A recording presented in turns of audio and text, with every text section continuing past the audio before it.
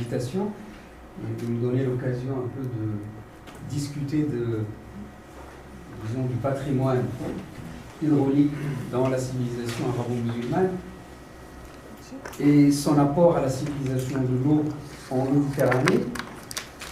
Alors je pense que la question de l'hydraulique et des hydrauliciens est une question importante dans le contexte de la civilisation arabo-musulmane. Et après avoir travaillé assez longtemps sur l'hydraulique moderne, l'irrigation, les barrages au Maroc, je me suis orienté, disons, vers cet apport de la civilisation arabo-musulmane à l'hydraulique elle-même. Et je voudrais juste voir un petit peu que la question de l'hydraulique et des hydrauliciens, elle n'était pas une question, disons, bien intégrée dans l'histoire de l'Occident, de manière générale. C'est une histoire européocentriste, et quand on arrive à la fin de l'Antiquité, avec la Renaissance, il y a un trou vide, il n'y a rien qui s'est passé. Il n'y a pas eu ni architecte, ni hydraulique, ni hydraulicien. Donc, cette conception européocentriste, malheureusement, elle est toujours vivante, elle n'a pas disparu. Et je pense qu'avec ce travail sur l'hydraulique et les hydrauliciens arabo-musulmans, j'ai essayé un peu de combler un vide dans la connaissance humaine. Alors, quand on regarde cette carte, on voit bien que c'est ici ce qu'on appelle l'ère géographique et culturelle de la civilisation arabo-musulmane, qui s'est étendue depuis le Maroc, l'Andalousie, ce que j'appelle un peu le Far West, mais dans un sens beaucoup plus positif, jusqu'à la Chine. Et ce qui domine, en fait, cette ère géographique et culturelle arabo-musulmane, c'est l'aridité. C'est un système aride et semi-aride. Et cette question de l'eau a été prise au sérieux par les musulmans. Et je pense que la civilisation arabo de l'islam, en fait, a mobilisé tout son potentiel scientifique et technique, l'imaginaire aussi de ces ingénieurs et mécaniciens pour résoudre cette question, pour résoudre ce problème. Je ne parle pas de la littérature, de la poésie aussi, qui s'est mêlée à la thématique de l'eau, du folklore, parce que là, c'est un chapitre encore beaucoup plus important. Donc, je me suis limité essentiellement à puiser mon information d'abord dans les livres de première main. Qu'est-ce que c'est que les livres de première main? C'est un peu ces manuscrits des ingénieurs et des techniciens qui nous ont laissé, toute cette littérature technique. Alors, il est évident que les origines de ce que j'appelle l'école arabe de l'eau, ou l'école hydraulique arabe, et c'est un mot qui n'est pas usurpé, c'est un mot qui est bien, et on va le voir qu'il donne bien ce que c'est qu'une école de l'eau, parce que ce sont des ingénieurs qui s'échangeaient entre eux grâce à la langue arabe aussi, qui était la langue de la culture et de la science. Les héritages, évidemment, il y a l'Antiquité mésopotamienne, il y a les Babyloniens, il y a les Égyptiens, il y a aussi les Grecs, les Latins, mais il y a de nouvelles conditions qui ont été créées par la civilisation arabo-musulmane. D'abord, la religion incitait bien à la connaissance, et on se rappelle très bien le Beit al-Hikma, cette maison de la sagesse de l'époque al-Mamoun, où il y a une traduction phénoménale des héritages des autres civilisations sans a priori aucun.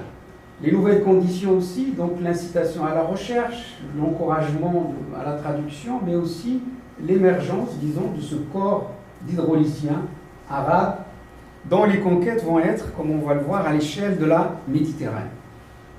Alors cette école, il faut toujours commencer par le commencement. Donc l'école hydraulique arabe s'est développée du 9e siècle au 19e siècle. Donc on voit bien, à travers les figures de cette hydraulique, d'abord les frères Banu Moussa qui ont écrit le premier traité de mécanique qui s'appelle Ilm al-Hiyal au Xe siècle, et on voit bien les contributions de Bagdad. Il y a aussi tous les artisans qui fabriquaient les canaux d'irrigation, qui mesuraient, les arpenteurs, etc. C'est plutôt anonyme parce qu'il n'y a pas de nom, c'est des corporations qui ont écrit. Et donc là, on a un texte vraiment de grande référence qui s'appelle Kitab al-Hawi al-A'mal Sultaniya, qui a été écrit à Bagdad au XIe siècle. Et puis nous avons le plus grand traité jamais écrit sur les eaux souterraines, celui d'Al-Karaji d'origine iranienne ou perse, qui s'appelle le traité de l'exploitation des eaux souterraines. Et puis au début du XIIIe siècle, un grand ingénieur Al-Jazari qui vivait au nord de la Mésopotamie et qui va écrire le compendium de la théorie et de la pratique au service des arts mécaniques. Donc on note très bien ici le changement que les Arabes vont introduire dans l'histoire des sciences et des techniques. C'est-à-dire que chez les Grecs, la science est restée essentiellement théorique. Parce que du moment que c'était l'esclavage qui dominait, les ingénieurs n'allaient pas expérimenter ce qu'ils avaient fait. Alors là, quand on note le titre, c'est là une révolution dans le domaine des sciences, parce que c'est à la fois la réunion de la théorie et de la pratique. C'est-à-dire que les ingénieurs musulmans allaient sur le terrain, travaillaient, mettaient la main à la pâte, et ce livre est vraiment une grande référence parce qu'on trouve la référence de la première pompe à piston décrite et imaginée, et aussi même pratiquée par ce grand ingénieur Al-Jazari. Et puis un des derniers contemporains de la Renaissance, c'est Taqiyuddin. Il a vécu à Istanbul, mais il est originaire de Syrie. Il a écrit le livre des méthodes accomplies au sujet des machines de l'esprit, au XVIe siècle. Alors ça, c'est vraiment les fondateurs, donc on voit bien que ces grands textes fondateurs de l'hydraulique arabe, ou arabo-musulmane, puisque ce n'est pas uniquement arabe, c'est arabo-musulman. Il y a également un petit traité qui a été écrit par Al-Feshtali au XVIe siècle, disons plutôt au XVIIe siècle, sur la manière de répartir les quotes-parts d'entretien sur les canalisations ou les conduites d'eau potable à Fès, dans la ville de Fès. Alors comme il y a eu un tremblement de terre à Fès, ça a détruit tout le système, il l'a perturbé, et on a refait le système, mais on n'avait pas de quoi le gérer. Et il va élaborer un modèle mathématique pour répartir la contribution de chaque maison à l'entretien de l'ensemble du système, dont va parler certainement mon collègue tout à l'heure, où il va vous le faire voir à Fès, ce système de distribution de l'eau qui est resté un système très important. Puis il y a d'autres auteurs, Ahmed Damanhouri, qui n'a pas été, disons, c'est plutôt un livre de recension, mais pas un apport fondamental. Et puis le dernier livre du 19e, fin du 18e, début du 19e, c'est sur les eaux de Damas. Et là, c'est aussi un autre ingénieur qui va vraiment travailler sur la science des eaux pour la répartition des eaux de la ville de Damas. Voilà, donc il y a évidemment, quand on travaille sur une thématique de cette manière-là, il faut du temps. C'est-à-dire qu'il faut du temps pour lire les manuscrits, pour aller les trouver. Donc ce n'est pas un travail qui se fait du jour au lendemain. C'est la raison pour laquelle ce travail-là, évidemment, il a pris un certain nombre d'années. Et on découvre toujours, parce que les manuscrits, on n'a pas encore fait l'inventaire complet de ces manuscrits. Donc je peux dire que sur ce plan-là, ce qu'on peut remarquer, c'est que ces ingénieurs hydrauliciens, ils ont travaillé à la fois sur l'eau urbaine et sur l'eau agricole. L'eau urbaine d'abord pour alimenter les grandes villes qui étaient les capitales de ce monde, et puis en même temps l'eau dans l'agriculture. Le livre que j'avais écrit en 2005, Les Maîtres de l'eau, histoire de l'hydraulique, qui est paru en France, est un livre qui revient un peu sur toute cette histoire de l'hydraulique de manière très détaillée, depuis le 9e jusqu'au 19e siècle. Alors on voit bien ici une technique qui a joué un rôle important, qui est la technique des galeries de drainage souterraines, de ce que Al-Karaji appelle les eaux cachées, le miyah al-khafiya, parce qu'effectivement ils sont cachés, on ne les voit pas. Et on a les exemples de ces traces de cette hydraulique dans la région de Marrakech, puisque Marrakech était vraiment une capitale des eaux cachées. Le réseau hydraulique de Marrakech, ça c'est un peu le principe de la création de ces galeries drainantes souterraines. Donc à bord d'un nappe phréatique, et on conduit sur une galerie l'eau qui puise dans la nappe et qui la fait sortir sur une longueur définie. Alors la pente, elle est toujours entre 1 et 2 pour 1000, et c'est vraiment un travail d'ingénieur, ce n'est pas un travail d'artisan, puisque Al-Karaji lui-même nous a donné à la fois les bases scientifiques pour comment chercher l'eau, et puis en même temps la manière de la conduire, et même l'organisation sociale pour répartir l'eau. Alors cette technique donc d'Ikhtara et des galeries de Raynaud est une technique partagée par l'ensemble du monde musulman. Là où il y a les musulmans, il y a les galeries de Raynaud souterraines. On en a même à Urumqi en Chine. On en trouve même à Madrid, qui était la capitale aussi de ces galeries au moment islamique. On voit bien ici l'importance de la répartition de l'eau dans les ouvrages hydrauliques musulmans. Ils accordent beaucoup d'importance à la répartition. Et ici, on a le réseau de Madrid, parce que le nom de Madrid lui-même vient de Majara, Majrid, ça veut dire une galerie souterraine, voyage de l'eau sous terre. Et on a les derniers tronçons qui sont restés jusqu'à nos jours, témoins évidemment de cette maîtrise de l'hydraulique à l'époque du 9e, 10e siècle à Madrid.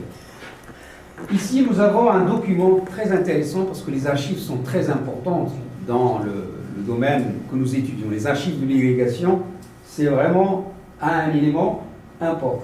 Donc, à l'époque du protectorat français, quand les ingénieurs sont arrivés dans Marrakech, ils n'ont pas fait disparaître ce système, mais ils ont essayé de le comprendre. Et d'abord, ce qu'ils ont fait comme travail extrêmement important pour nous aujourd'hui, c'est le relevé, l'inventaire de toutes les galeries drainantes souterraines de Marrakech. Et vous voyez que c'est un partage A, B, C, c'est le nom des ingénieurs et des techniciens qui ont fait l'inventaire. Et grâce à cet inventaire, on est sorti de l'idée littéraire, on a des Ikhtara, on a des galeries, mais là on a pu les mesurer. Les mesurer, ça veut dire qu'on avait à peu près 600 galeries drainantes souterraines qui faisaient, si on les aligne l'une à côté de l'autre, ça fait 900 km de réseau. C'est le réseau le plus impressionnant jamais réalisé au Maroc, dans la région de Marrakech. Depuis le XIe siècle, la première galerie faite à l'époque des Almoravides, jusqu'au XIXe siècle, on a continué à faire les galeries drainantes souterraines. Alors je ne reviens pas sur la modernisation de ce système, parce que la modernisation c'est qu'on va créer des galeries bétonnées sur le même principe que les galeries traditionnelles, mais sauf qu'on va épuiser tout le système traditionnel qui est à côté.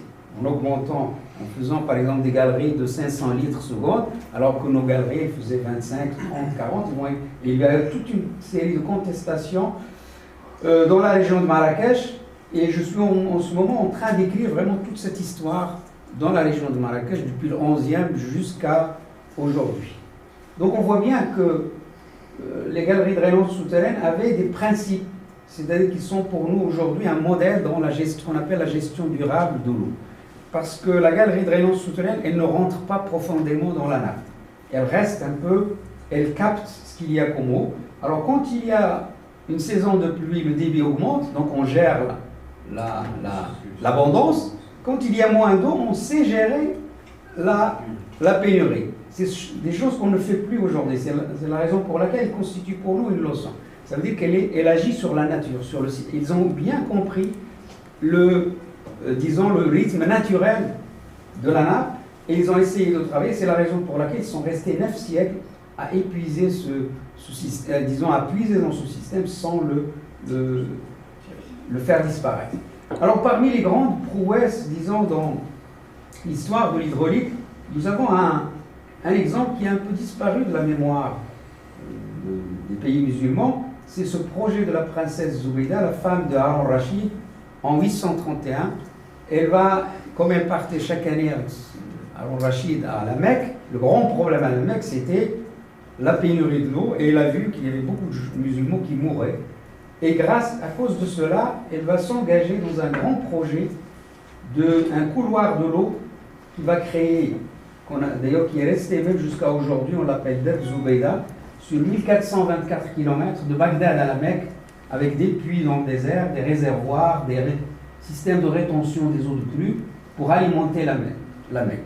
Elle va également initier un projet de création de ce qu'on appelle les bassins circulaires, comme ceux qu'on a à Kérouan, en Tunisie, des bassins ronds au lieu que ce soit les bassins rectangulaires. Donc il y a plusieurs figures de cette hydraulique dont je parlais dans le livre, qui nous montrent à quel point on a essayé un petit peu de mobiliser les ressources hydrauliques. Donc on a le système d'Ikhtara, mais on n'a pas hésité aussi à créer des aqueducs assez impressionnants. Évidemment ici c'est l'aqueduc de Carthage de Tunisie, il fait 120 km que les Romains ont fait, mais les Arabes, quand ils sont arrivés, ils ont rajouté un aqueduc pour alimenter la ville de Tunis en eau potable. C'est des ouvrages impressionnants, tout cela pour la gloire de l'eau, mais aussi pour utiliser les ressources hydrauliques. Alors nous avons un exemple aussi dans la région du Taroudant, de ces aqueducs. C'est l'aqueduc de l'Oued Douaher dans la région de Taroudant. Il est maintenant, il n'y a que quelques piles qui restent, mais c'est un témoignage, c'est-à-dire que ce sont des monuments qui témoignent évidemment des ouvrages du passé et de la maîtrise de l'ingénierie hydraulique du passé. Puis nous avons dans la région de Marrakech la création de ces tours élévatrices de l'eau qui sont aussi des cheminées d'équilibre et qui permettent de franchir une cuvette pour amener l'eau dans la zaouia de Tamsouar. C'est un système qui date du 19e siècle, de la fin du 19e siècle, juste avant le protectorat. Il y a des canalisations qui montent, qui redescendent, et puis on rejoint l'autre tour jusqu'à arriver au niveau de l'eau pour alimenter la zaouia de Tamsouar. Alors, on trouve cette hydraulique depuis l'Euphrate jusqu'au Oued el-Kabir en Andalousie, les conquêtes de ce génie mécanique.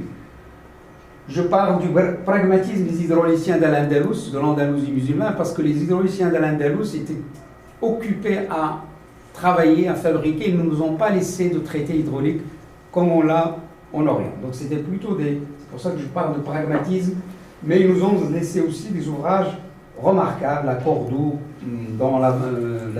à Valence aussi, tout le système des Huertas de Valence, d'Elche, de Grenade. Et puis au XVIe siècle, il y a cette révolution qu'on appelle des pompes à eau qui ont été imaginées et même fabriquées par les hydrauliciens. Ici, nous avons un exemple de la roue hydraulique grâce à laquelle on a construit la ville nouvelle de Fès avec les Mérinides au XIVe siècle, et cette roue, elle faisait à peu près 21 mètres de diamètre pour élever l'eau et alimenter la ville de Fès, parce que quand on a voulu construire la ville nouvelle de Fès, les habitants de Fès, ne voulaient pas donner l'eau à cette ville nouvelle. Donc ils étaient obligés de créer un système hydraulique, et c'est un hydraulicien, Al-Hajj, qui est venu de ces villes pour fabriquer de grandes roues hydrauliques. Et puis nous avons l'exemple le plus sensationnel, c'est-à-dire la capitale mondiale des roues hydrauliques, que j'ai vu, heureusement, c'est-à-dire que je me posais avant d'écrire ce livre, Les Maîtres de l'eau, je suis allé en courant en Syrie, je me disais, il faut absolument que j'aille récupérer au moins et voir ce qui se passe. Et finalement, ça c'est les roues hydrauliques de Hama, qui prennent l'eau de l'Oronte, mais c'est vraiment des chefs-d'œuvre, d'abord d'architecture en bois, avec des artisans qui prennent le bois disons, dans les jardins et qu'ils utilisent. C'est vraiment un système intégré au niveau de l'hydraulique, et avec des batteries de 2 ou 3 roues hydrauliques. C'est encore plus gigantesque. Bien, il y a aussi les systèmes des balanciers d'eau, donc grâce à un contrepoids, on peut prendre de l'eau à une profondeur assez faible, et c'est un système qui existait beaucoup, même au Maroc, dans les oasis. Et ce qui était intéressant chez Al-Jazari, c'est qu'il a pris ce système qui était manuel, et il en a fait une batterie qui fonctionne de manière avec le courant hydraulique. C'est lui qui lève les balances, les bras d'eau, et qui les fait retomber avec l'invention de ces systèmes d'engrenage tronqués qui permettent de faire tourner la roue. C'est malheureusement une invention qui n'a pas eu disons, d'adaptation concrète, mais on voit bien que les ingénieurs musulmans cherchaient aussi à améliorer les technologies, alors que la technique de la balancier, elle est restée toujours manuelle, même jusqu'à quelques dernières années maintenant. Donc il y a des tentatives chez les ingénieurs. Là, c'est un peu le système de la pompe d'Al-Jazari, là. C'est là, avec les pistons, et on la plonge dans l'eau, et elle fait, là aussi, c'est un système qui tourne aussi avec l'hydraulique, avec l'énergie hydraulique. Ça, c'est la même maquette qui a été faite, maquette qui tourne, hein, qu'on peut tourner pour montrer le mécanisme de ces machines. Il y a un grand ingénieur hydraulicien, historien de la technologie, qui s'appelle Donald Hill, qui a vraiment travaillé sur cela, c'était publié en Angleterre. Un travail très intéressant sur ces pompes et sur cette révolution des pompes. Alors les musulmans aussi utilisaient aussi dans leur, quand ils se réunissaient pour les, par exemple pour le service dans les grandes soirées du vin, ils avaient mis des choses automatiques, des systèmes pour servir. Là aussi, on voit bien les mécanismes, comment on le fait. Donc finalement, l'hydraulique n'était pas uniquement une hydraulique utilitaire mais aussi une hydraulique pour le plaisir, pour les loisirs. Et ceci n'était pas du tout, on le trouve décrit chez les frères Ben Moussa, qui ont utilisé ce travail, et Al-Jazari aussi. Alors ici, nous avons vraiment les deux exemples aussi très intéressants, je ne vais pas rentrer dans les détails, sur le génie répartiteur de l'eau. À Damas, en Syrie, et ici nous avons le reste de répartiteur que vous allez voir peut-être à Fès, de la ville de Fès. Donc We are running out of time. Out time? Almost. Je termine. Bien, je termine justement. La conclusion, ou les héritages de cette école arabe de l'eau. Donc c'est un héritage, nous avons la chance de le partager avec plusieurs pays. Hein, dans le monde arabo-musulman, avec l'Espagne, l'Inde, la Chine. Donc il y a un large spectre, on a un patrimoine commun. Et ce génie hydraulique de la Méditerranée, il faut voir qu'aujourd'hui il est en péril. Ça veut dire qu'aujourd'hui il y a une destruction de ce patrimoine hydraulique. Nous regardons uniquement l'exemple de Bagdad, de ce qui se passe en Irak. C'est ajouter la Syrie. Je ne parle pas de l'Afghanistan, parce qu'à l'Afghanistan, vous voyez bien qu'on parle beaucoup des Bouddhas qu'on a détruits. Moi, je ne suis pas pour qu'on détruise les symboles, quels qu'ils soient. Mais en même temps, on oublie de parler d'une catastrophe qui s'est passée en Afghanistan. C'est le bombardement de tout le système d'Ikhtara de l'Afghanistan qui était encore 5 à 6 fois plus important que celle de Marrakech. Et on appelait ça la bataille des grottes. Pourquoi? Parce que les Moudjahidines se sont foncés dans les galeries souterraines. Et là, on a découvert un système pour les souffler comme un accordéon. C'est-à-dire que la bombe, elle rentre à l'amont de l'Akhtara et à l'aval et elle la fait disparaître. Donc on a fait disparaître tout ça. Personne, non, même l'UNESCO, elle a fait vraiment un battage sur les Bouddhas, mais pas sur... Qu'est-ce que ça nous dit? Ça nous dit que le système hydraulique, le patrimoine hydraulique, est fragile et qu'il peut disparaître sous nos yeux sans qu'on s'en aperçoive, comme ce qui s'est passé pour l'Afghanistan. Alors il y a trois choses en fait. Sauvegarder d'abord connaître cet héritage. Et je pense que les maîtres de l'eau, ce n'est qu'une partie de la connaissance. Je pense que ce travail-là ne doit pas être fait par une seule personne. C'est le travail des ministères de la Culture, des ministères de l'Enseignement, des grandes institutions. Une personne toute seule ne peut pas faire le travail d'une civilisation ou d'une culture partagée par l'ensemble du monde. Il faut le valoriser, ce patrimoine. Ça veut dire qu'il faut aujourd'hui, parce que nous avons des monuments de l'eau qui restent, il faut les classer comme patrimoine de l'humanité pour qu'on puisse aller les voir, le regarder, voir comment ils fonctionnent.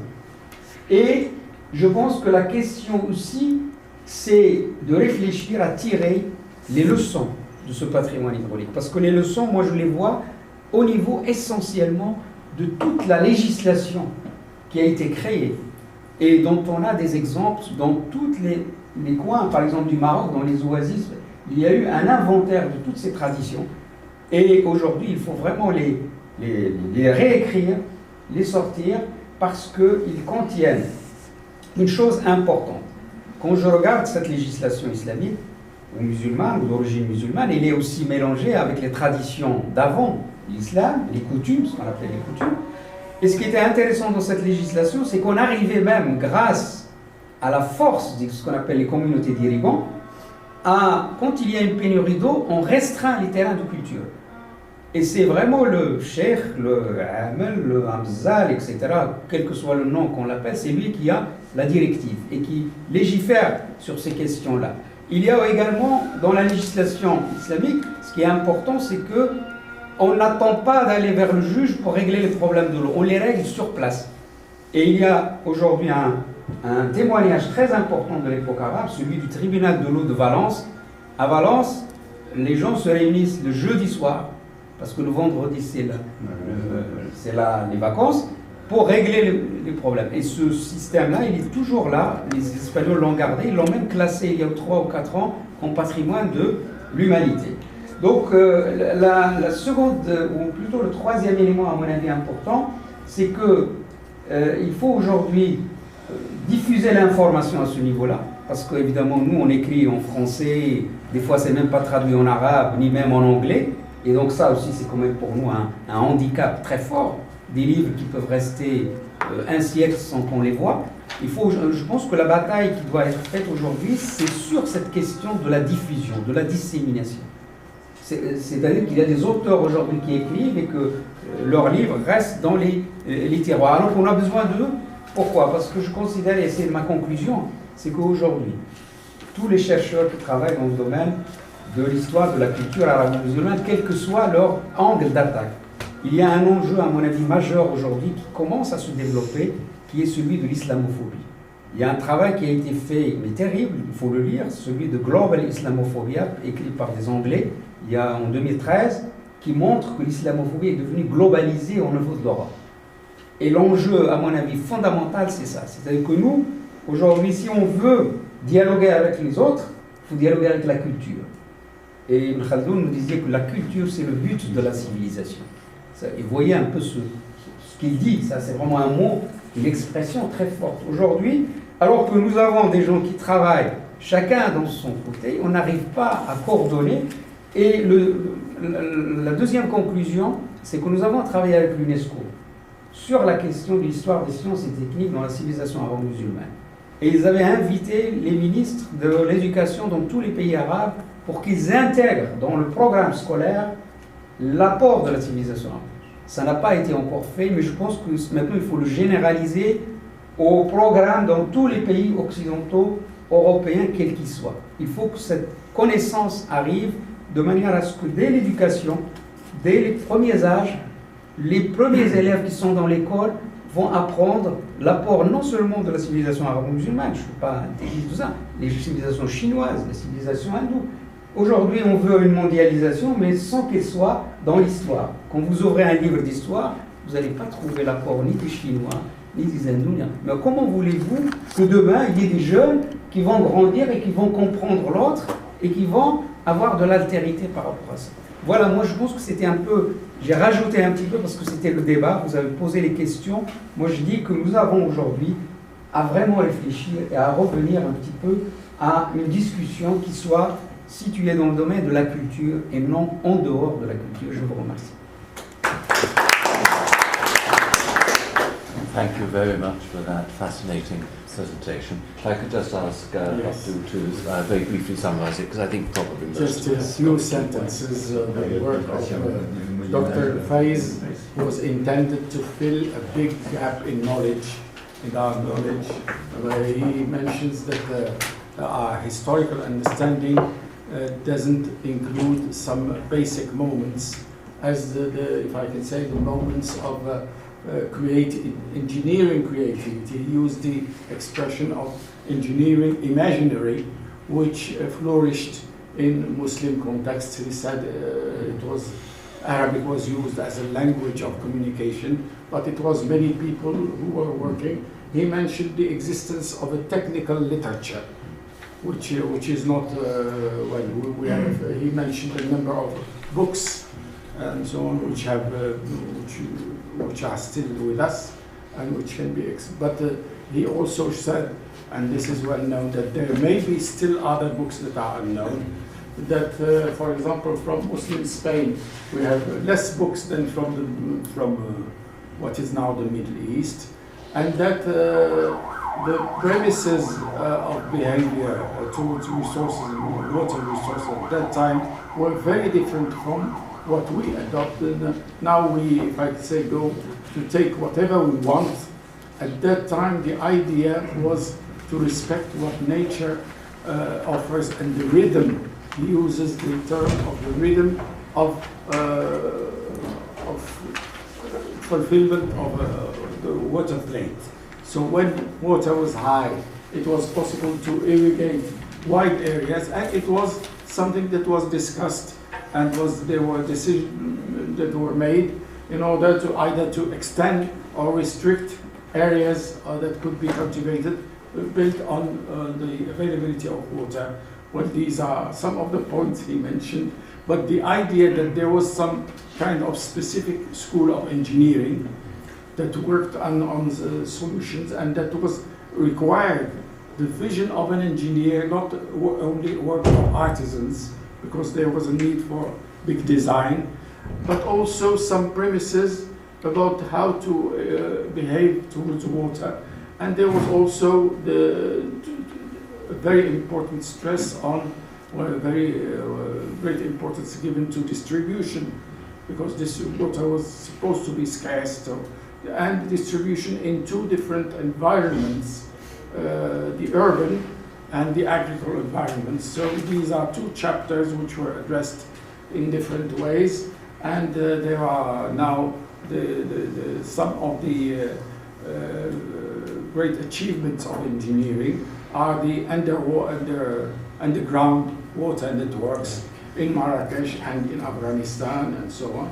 And he mentioned that, well, this is a point in his advocacy, that of course destroying the Buddhas in Afghanistan is a crime, but there was a crime which was much bigger.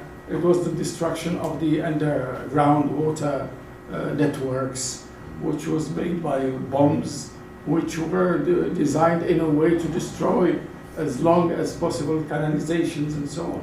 So his final point is that we are entering into globalization, but with partial memories. We are not taking into account the memories of civilizations, and he insists that it should not be only the Muslims whose civilization should be better known, but also other civilizations.